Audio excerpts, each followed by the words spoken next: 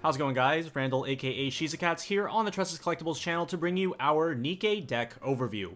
With a wide variety of different viable deck types available in the Nikke set, we thought it would be best to showcase impactful card combinations and packages that you might want to try experimenting with, rather than just showing one specific deck. We won't be looking at every single card and combination in the set, so if there's something we haven't mentioned that you think has some pretty cool tech, feel free to discuss it in the comment section below. Now, without further ado, let's hop right in. Oh, also, one last thing before we start.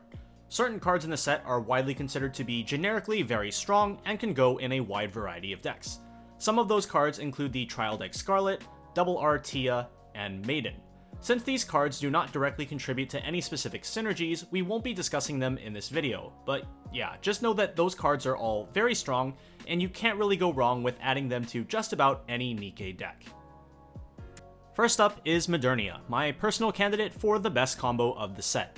She sits at 6k power cross turn despite having a soul trigger, which is pretty silly in its own right, but her climax combo is also extremely strong as well, letting you salvage a character and potentially net a bonus stock if the top card of the deck is level 2 or higher. Being able to get both a salvage and a stock with the same combo is extremely strong, and if you are able to successfully net the bonus stock on 2 or even 3 copies of Modernia over the course of a single game, you could find yourself way ahead of resources compared to your opponent. The play pattern of this card shares a lot of similarities with Chloe from Hololive, but without needing to resonate. One ideal card to pair with Chloe is the Suisei Brainstorm, whose effect on climax placement lets you give Chloe a top check 2 effect so that she can more easily hit a level 1 or higher character on top of the deck and gain a bonus stock. Similarly, Modernia's best partner is Summer Rapi, whose bounce back effect on climax placement lets you give Modernia an extra 1000 power and the same top check 2 effect. Even though Rappy bounces back to your hand, you only need 2 other characters on stage for Modernia to be 6k power and use her climax combo, so you can freely use 2 Rappys to give their benefits to 2 separate copies of Modernia. An additional synergy on top of that is the ability to use the Jackal level 1 Brainstorm. Since you wouldn't be able to use a rest self Brainstorm if your back row is being occupied by 2 Rappys, you can instead use Jackal, resting your 2 copies of Rappy to activate the Brainstorm, while also being able to use your Jackal in the front row as a powerful 7000 attacker before even accounting for the climax power. Modernia wants to be played in a deck with many level 2 or higher characters so that she can reliably gain the extra stock from her combo while also allowing you to salvage higher level characters. Door Standby is the most popular pairing in Japan, letting you use the accumulated stock to heal repeatedly with Alice level 3 early play healers, or pay for powerful but expensive endgame abilities such as Sin and Guilty, either of which can be brought onto the board for free via a standby at level 2. Also, Biscuit is there. Even though we play her climax, she's not the most important card in the grand scheme of things, but she's a good doggo. Dorothy level 3 combo is another popular pairing with Modernia, having a playstyle centered around soul triggers. Oh hey look, Modernia has a soul trigger, yay. Dorothy's finisher combo makes it so that all of your cards with soul triggers in all zones gain a shot icon. This stacks with multiple copies, meaning that you can field triple Dorothy, trigger a soul, swing for 4, and potentially burn for 1 3 times if it gets cancelled. A perfect card to include in this deck is the Privity level 2. While you have a climax in play, she gives herself a shot icon, making that triple burn 1 from before into a potential quadruple burn 1. If that wasn't enough, Privity also has a free refresh ability if you play her while you have 6 or less cards in deck, sparing you from a refresh point, and is also a level 2 character for Modernia if you choose to put Modernia and Dorothy together. Another card you will want to include in this deck type is the level 2 Snow White. This assist gives all of your door climaxes a soul trigger, making them work with the Dorothy combo.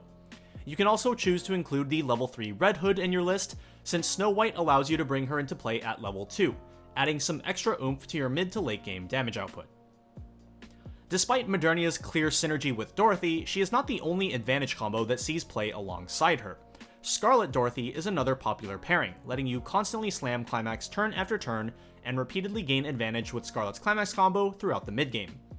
You can only use 1 copy of Scarlet on any given turn though, so you will want to fill out the rest of your mid-game with impactful level 1 characters. Miranda is a fantastic candidate, letting you pay out a triggered climax on the fly with her Twin Drive ability, while also giving you extra chances to trigger Privity for bonus shots throughout the game.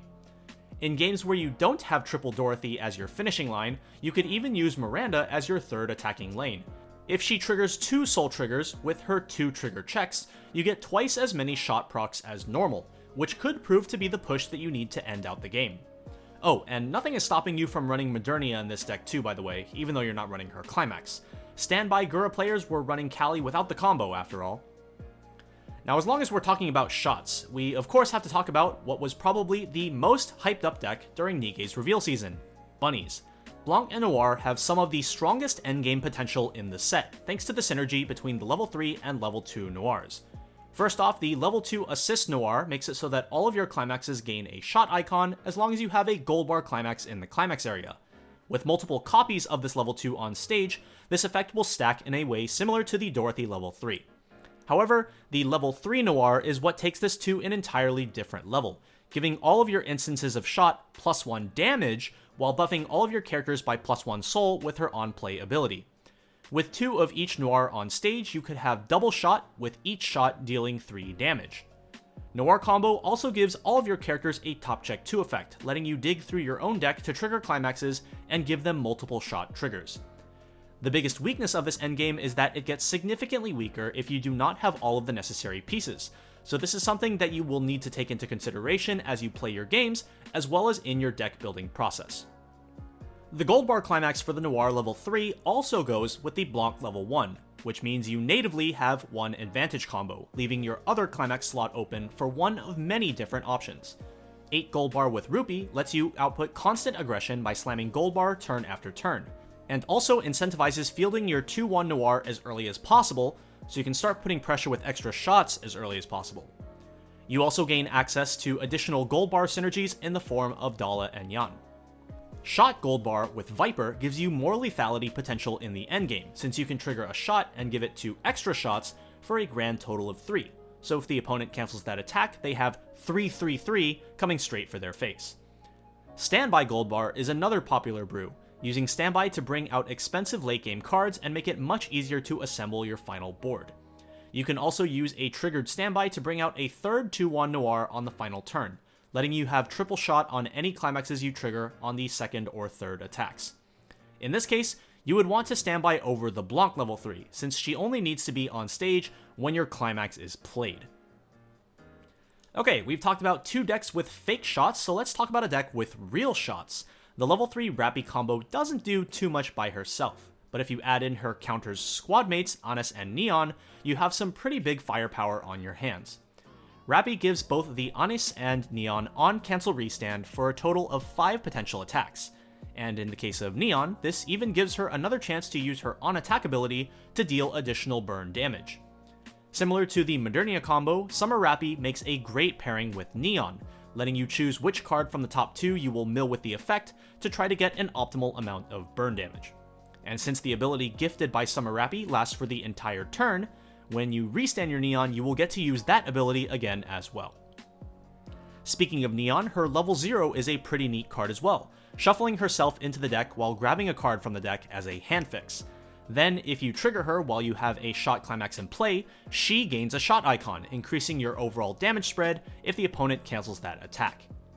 Neon even works with the Dorothy and Bunnies packages, since they turn your climax in the climax area into a shot as well, so you could potentially run her in any of those 3 decks. This Rappy package at level 3 is fairly open-ended. Running 8 shot with Viper as your advantage combo leaves your level 1 game open to run cards like Crow and Maxwell. Maxwell lets you dig for shot climaxes with her on-death ability, while Crow can be the one to kill her and try to add a new card from the top of the deck to hand. Crow also synergizes with Summer Rapi, as you can use the top check 2 to determine which card from the 2 you will want to be adding to your hand off of Crow's effect. Modernia Rapi is another decent pairing, as both can make great use of Summer Rapi, and the fact that you already need to be running Rappy, Honest, and Neon for your endgame means that you have plenty of level 2 and higher cards that you could potentially send to stock off your Modernia combo. Just make sure you run enough copies to actually use on your endgame as well. If you want to keep it within counters, or you just really hate the color blue, you could even run Honest level 1 into Rappy. The Choice Climax trigger can help assemble the trio for your endgame, while Honest's combo can secure you mid-game pieces. Similar to the Viper 8 shot deck, you can also make use of Maxwell to grab yourself additional yellow climaxes, which can be especially helpful to mill through the deck since Honest Combo doesn't contribute very much to that. And now for the final deck archetype of today's video, 8 choice.